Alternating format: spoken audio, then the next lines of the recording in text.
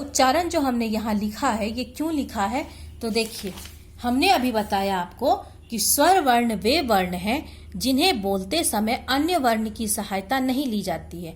तो हमें बोलते समय अन्य वर्ण की सहायता नहीं ली जाती है तो हम उसका उच्चारण कर रहे हैं, हम उसे बोल रहे हैं, तभी तो हमें पता चल रहा है कि उच्चारण के समय हमें किसी अन्य वर्ण की सहायता नहीं लेनी पड़ रही है। इसीलिए यहाँ पर ये लिखा हुआ है कि स्वर वर्ण वे वर्ण हैं जिन्हें किसी अन्य वर्ण की सहायता के बिना बोला जाता है। और स्वर वर्ण के भेद में हमने आपको बताया कि यहाँ पर क्या लिखा हुआ है, मात्रा या उच्चारण के आधार पर स्वर वर्ण के 3 भेद किए गए। मतलब हम जो उच्चारण करते हैं उसमें जो भी अंतर होता है उस अंतर के आधार पर स्वर वर्ण के 3 भेद किए गए हैं। अब स्वर वर्ण के भेद में कौन कौन है, तो ह्रस्व स्वर, दीर्घ स्वर और प्लुत स्वर। इसके भेद कितने थे, तो 3। वो कौन कौन, ह्रस्व स्वर, दीर्घ स्वर और प्लुत स्वर। ह्रस्व स्वर में कौन कौन, अ, ह्रस्व ई, ह्रस्व उ और री। ये 4 जो हैं वो ह्रस्व स्वर में है।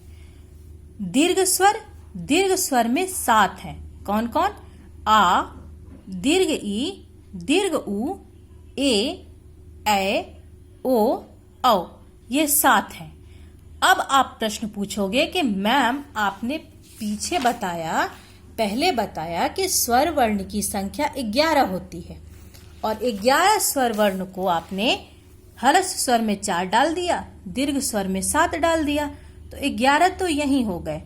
तो फिर ये जो तीसरा है प्लुत स्वर, इसके लिए कौन बचा, तो इसके लिए कोई नहीं बचा, इसके लिए ये सब हैं। कैसे हैं ये मैं आपको आगे बताऊंगी, लेकिन पहले मैं आपको ये बताती हूं कि यहाँ जो हमने आपको वर्णमाला में दिखाया अंग और अह, वो हमने यहाँ स्वर वर्ण में नहीं रखा, तो वो आखिर गया कहाँ, किसके अंतर्गत उसको रखेंगे, उसे हम अयोगवाह के अंतर्गत रखेंगे। ये अयोगवाह वर्ण है।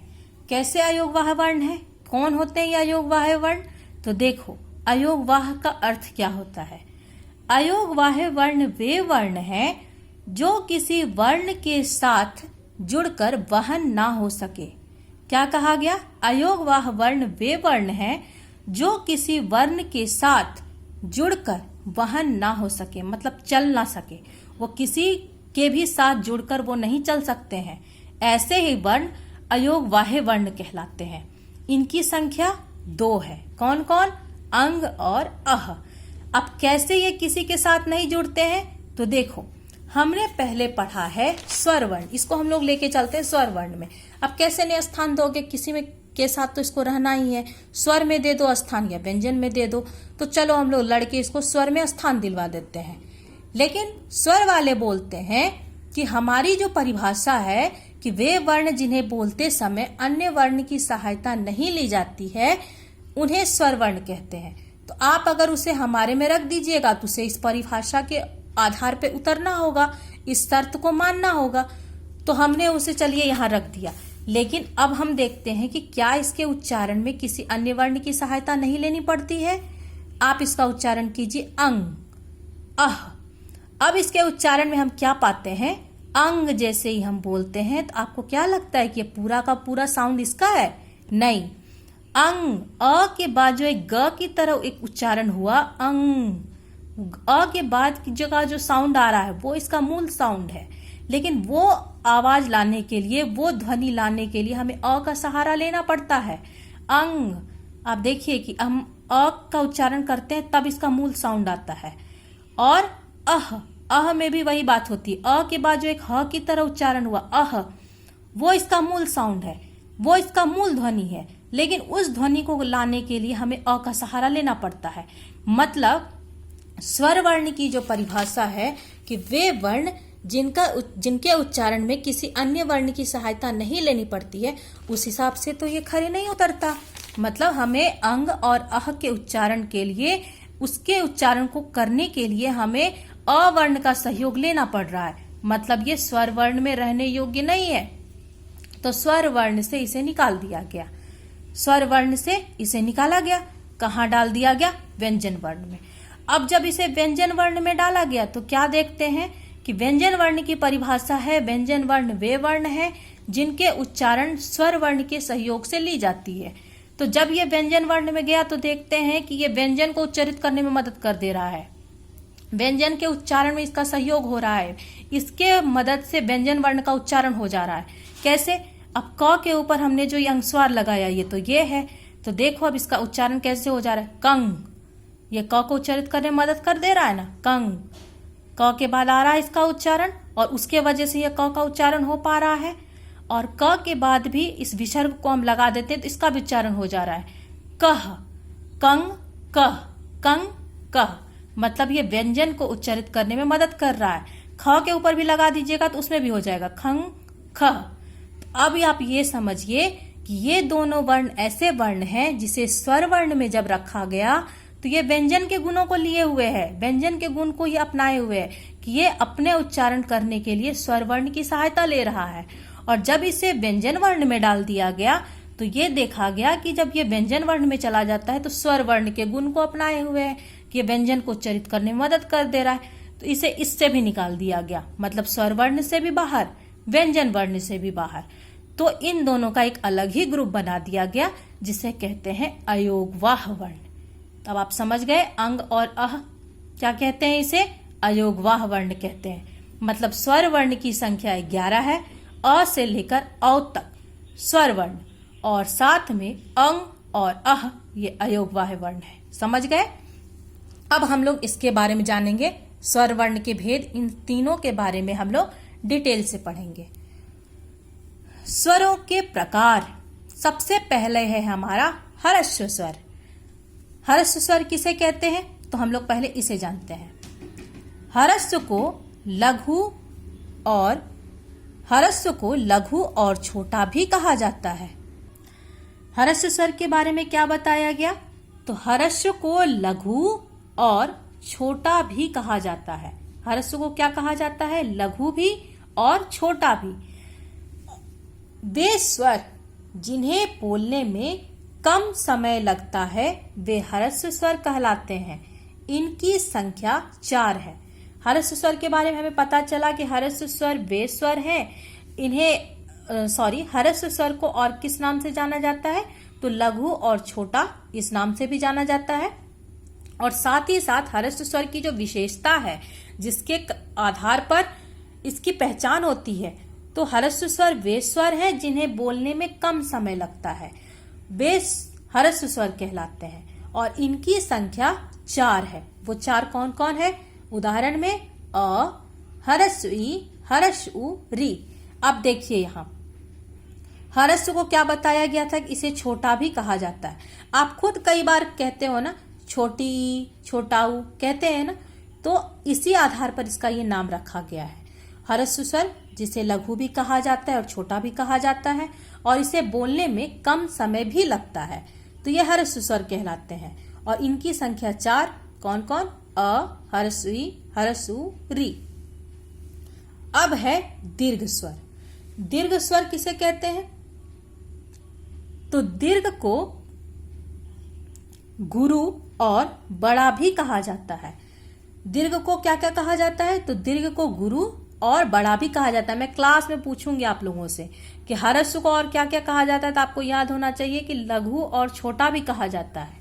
और दीर्घ को क्या क्या कहा जाता है, तो गुरु और बड़ा भी कहा जाता है। अब इसकी पहचान देखो, वे स्वर जिन्हें बोलने में ह्रस्व स्वर से दुगुना समय लगता है उन्हें दीर्घ स्वर कहते हैं। मतलब वे स्वर जिन्हें बोलने में दुगुना समय लगता है, किसके दुगुना, तो ह्रस्व स्वर से दुगुना लगता है, उन्हें दीर्घ स्वर कहते हैं। मतलब आप ह्रस्व स्वर को बोलने में जितना समय लगाते हैं, इसका दुगुना समय, इसका डबल, इसका दुगुना समय लगता है दीर्घ स्वर को बोलने में, उन्हें दीर्घ स्वर कहते हैं, जिन्हें ह्रस्व स्वर से दुगुना समय लगकर उच्चारण किया जाता है। दीर्घ स्वरों की संख्या 7 होती है। दीर्घ स्वरों की संख्या कितनी बताई गई, तो 7। कौन कौन? आ, उदाहरण में है आ, दीर्घ ई, दीर्घ उ, ए, ओ, औ। ये हो गए दीर्घ स्वर। आप कई बार बोलते हो ना, बड़ी, छोटाऊ, ऐसे बोलते हैं ना, तो मतलब दीर्घ स्वर को बड़ा भी कहा जाता है। अब तीसरे नंबर पर आया प्लुत स्वर। मतलब ये जो हमने आपको कहा कि मैं आपको आगे बताऊंगी कि स्वर वर्ण की संख्या 11 है, 4 तो इसी में चले गए, 11 इसी में, 7 इसी में चले गए, तो 11 तो पूरे हो गए। तो फिर प्लुत के लिए तो कोई बचा ही नहीं, तो फिर प्लुत स्वर में आएगा कौन? तो देखिए, प्लुत स्वर ये ही है, ये सारे, ये 4, ये 7, इन्हीं सब में से कोई ना कोई प्लुत बनता है, कुछ को छोड़कर। कैसे? तो जब भी किसी वर्ण को लंबे समय तक खींच कर बोला जाता है, जैसे ये आ है, आपने बोल दिया आ, ये दीर्घ है, लेकिन इसी आ को आप लंबा खींचकर कभी बोले होंगे आ, तो अब ये प्लुत बन जाएगा। कहने का अर्थ यह है कि जब भी किसी वर्ण को लंबे समय तक खींचकर बोला जाता है तो उसे प्लुत स्वर कहते हैं। अब जैसे छोटा बच्चा है, वो मिट्टी खा लेता है, घर आता है, माँ उसकी डांट कर कहती है मुंह खोलो अपना, वो मुंह खोलता है। मुंह खोलता है कैसे? आ। उस समय जो उसके मुंह से ध्वनि निकली वो प्लुत स्वर है, वो प्लुत ध्वनि है। जैसे कोई गायक को आप गाते हुए देखेंगे तो गाना गाने से पूर्व ठीक पहले वो आ इस तरह की साउंड करता है, एकदम लंबा खींचकर, तो उसे प्लुत ध्वनि कहते हैं। तो जब भी किसी ध्वनि को लंबा खींचकर बोला जाएगा वो प्लुत ध्वनि कहलाएगी। जैसे प्रार्थना गाई जाती है, हे शारदे माँ। अब माँ को आप लंबा खींचकर कितने भी समय तक बोलिए, वो माँ जो आपने लंबा खींच लिया वो प्लुत ध्वनि है। कहने का अर्थ यह है कि जब भी किसी स्वर को या किसी ध्वनि को लंबा खींचकर बोला जाता है वो प्लुत ध्वनि बन जाती है, और जब भी किसी स्वर को लंबे समय तक खींचकर बोला जाता है वो प्लुत स्वर कहलाता है। अब इसकी परिभाषा के माध्यम से और उदाहरण के माध्यम से हम लोग बेहतर तरीके से समझेंगे। प्लुत स्वर वे स्वर जिन्हें लंबे समय तक लगातार उच्चारित किया जाए तो वह स्वर प्लुत स्वर कहलाता है। क्या कहा गया? वे स्वर जिन्हें लंबे समय तक लगातार उच्चारित किया जाए तो वह प्लुत स्वर कहलाता है। जब भी किसी स्वर को लंबे समय तक उच्चारित किया जाएगा, उच्चारित उसका होगा, वो प्लुत स्वर कहलाने लगेगा। अब जैसे आ है, ये आ को आप 3 बार बोलो, 3 बार बोलने में जितना समय लगा उतना समय तक आप आ का उच्चारण करिए तो ये प्लुत हो जाएगा। आ, घर में प्रैक्टिस कीजिएगा। ओम, ये ओम आप जानते हो पूजा के समय बहुत इसका उच्चारण होता है। अब ये तो ओम लिखा हुआ है, ठीक, इसी ओम को देखो कितना लंबा खींचकर यहाँ बोला गया, ओम। अब ये प्लुत बन गया। अब जैसे मैया है, कोई बच्चा अपनी माँ को पुकार रहा है, मैया, ये जो इसने खींच लिया, एकदम लंबे इसको खींचकर पुकार रहा है, ये मैया अब प्लुत स्वर बन गया। अब किसी लड़की का नाम राधा है, ये दूर खड़ी है, इसे पुकारा किसी ने, राधा, इसे जो लंबा खींचकर पुकारा गया ये प्लुत बन गया। इतना ही नहीं, आप एक कमरे में, खाली कमरे में हैं और वहां आप कई बार ऐसा आपने महसूस किया होगा, आपके साथ जरूर कभी ना कभी हुआ होगा। एक कमरे में है और आप वहां, वो पूरा कमरा खाली है और अचानक से आप उसमें कुछ आवाज करते हैं और वो आवाज कमरे में गूंजती है क्योंकि वो कमरा पूरा ही खाली है। कभी ना कभी आपने ऐसा किया होगा। तो कमरे में जो वो आवाज गूंजी तो वो आवाज का गूंजना प्लुत स्वर है, वो प्लुत ध्वनि है। जैसे कोई बर्तन आप हाथ में ले लीजिए, जमीन पर उसे गिरा दीजिए, जमीन पर गिरने के बाद एक धम धम की आवाज काफी देर तक आती है, तो वो जो आवाज आई वो प्लुत ध्वनि है, वो प्लुत स्वर हो जाता है। आप समझ में आएगा आगे आपको प्लुत स्वर किसे कहते हैं? जब भी किसी वर्ण को लंबा खींच कर बोला जाएगा वो प्लुत स्वर हो जाता है। ठीक है, अब हम ये जानते हैं कि प्लुत स्वरों की संख्या कितनी होती है।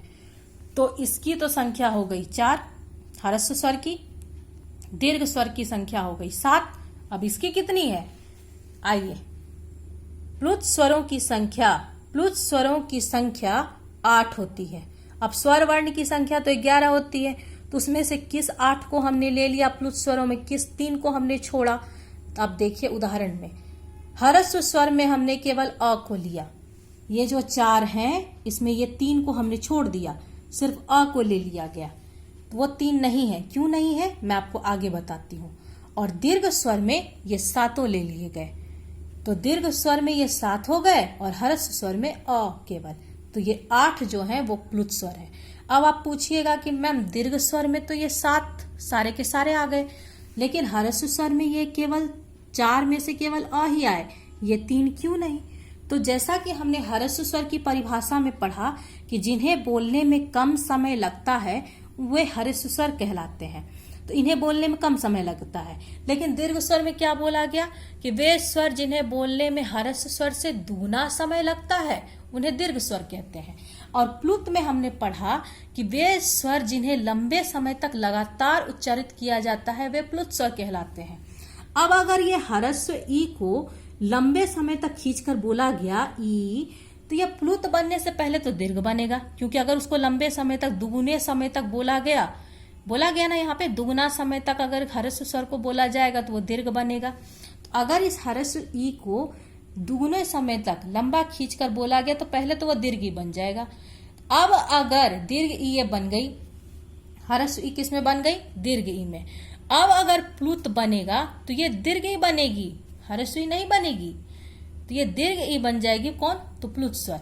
ठीक वैसे ही हर्स्व उ है, इसको बोलने में कम समय लगता है, लेकिन जैसे इसको हम लंबा खींचकर बोलेंगे दीर्घ उ, तो ये लंबा खींचकर जैसे ही हमने बोला ये बन जाएगा पहले तो दीर्घ। ठीक, अब अगर इसको और लंबा खींचकर बोलेंगे तो प्लुत बनेगा, तो कौन बनेगा? दीर्घ उ बनेगा, हर्स्व उ नहीं बनेगा। बात आई समझ में? यही कारण है कि इन तीनों को प्लुत में नहीं गिना जाता है, क्योंकि अगर इनको लंबा खींचकर बोला गया, लंबे समय तक इसका उच्चारण हुआ, तो प्लुत बनने से ये पहले बनेगा दीर्घ। और दीर्घ अब अगर इस और लंबा खींचा गया तो ये प्लुत जरूर बनेगा, लेकिन प्लुत बना कौन? तो दीर्घ बना, हर्स्व नहीं बन, हर्स्व वर नहीं बनता है। ठीक है, लेकिन ये जो अ है, इस अ को आप चाहे कितने भी लंबे समय तक खींचकर बोलिए, अ ही रहता है, कभी भी आ नहीं बनता है। इसीलिए प्लुत में आ भी है और अ भी है। समझ में आया? तो प्लुत वर्ण में कौन कौन से वर्ण है? तो ये 8। कौन कौन? अ, आ, दीर्घ ई, दीर्घ उ, ए, ओ, औ, ये सब हो गए प्लुत वर्ण। आगे है स्वरों की मात्रा चिन्ह। आपको पता है ये सारे स्वर वर्ण जितने भी हैं सबकी अपनी अपनी मात्रा है, और इस मात्रा का प्रयोग क्या है, क्या उपयोग है इसका, वो मैं आपको बताती हूँ। स्वरों की मात्रा चिन्ह। स्वर वर्ण की कुछ मात्राएं निर्धारित की गई है। जब स्वर का प्रयोग व्यंजन के साथ किया जाता है तब वे अपनी निश्चित मात्रा के रूप में प्रयोग की जाती है। क्या बताया गया इसमें कि स्वर वर्ण की अपनी अपनी मात्राएं निर्धारित की गई है। सभी स्वर वर्ण जितने भी हैं सबकी अपनी अपनी मात्रा निर्धारित की गई है, और उस मात्रा का कहाँ उपयोग होता है? तो जब स्वर का प्रयोग व्यंजन के साथ किया जाता है तब वे अपनी मात्रा के रूप में, निश्चित मात्रा के रूप में प्रयोग की जाती है। कौन कौन? तो स्वरों की मात्राएं निम्नलिखित है। स्वरों की मात्राएं निम्नलिखित है। कौन कौन? तो स्वरों की मात्राएं 11 है। स्वरों की मात्राएं कितनी बताई गई? 11। लेकिन 11 होती जरूर है, लेकिन परंतु दृश्य रूप में 10 ही होती है।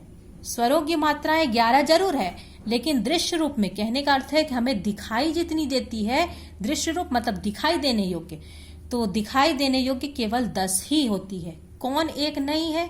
तो ये अ की कोई मात्रा नहीं, अ की मात्रा नहीं होती है, इसीलिए इसे उदासीन स्वर भी कहा जाता है। आपसे कभी क्वेश्चन पूछा जाएगा कि 11 स्वरों में कौन से ऐसे स्वर वर्ण हैं जिसे उदासीन स्वर कहा जाता है, तो आप लिख दीजिएगा अ। क्यों? क्योंकि इसकी कोई मात्रा नहीं होती है।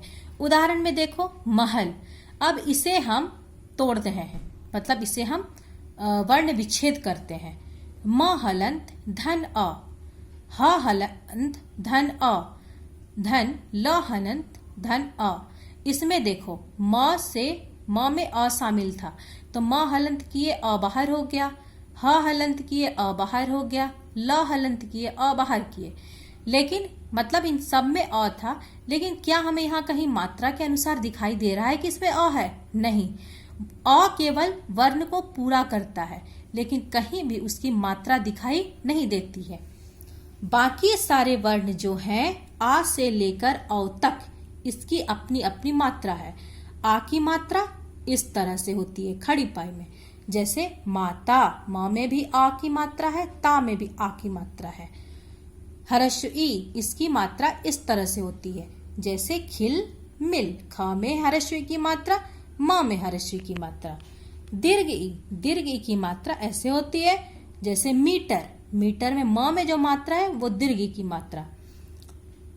हर्ष उ इसकी मात्रा इस तरह से, मुख दुख, म और द दोनों में हर्ष उ की मात्रा है। दीर्घ उ इस तरह से, मूर्ख धूप, म और ध दोनों में दीर्घ उ की मात्रा है। री इस तरह से होता है। और जैसे देखो कृपा, कृपा में क में जो है री की मात्रा, ये री की मात्रा है। ए की मात्रा इस तरह से, जैसे चेतक चैन, च में जो मात्रा है वो ए की मात्रा है। ए इस तरह से लिखते हैं इसकी मात्रा, जैसे फैसला, फ में जो ए की मात्रा है वो इसकी मात्रा है। ओ इस तरह से लिखते हैं, जैसे सोहन मोहन, स और म में ओ की मात्रा है। औ की मात्रा इस तरह से, ये हो गए मौलिक, जैसे म में इस तरह म में जो मात्रा लगी है वो औ की मात्रा है। ये हो गए हमारे स्वर वर्ण यहाँ समाप्त।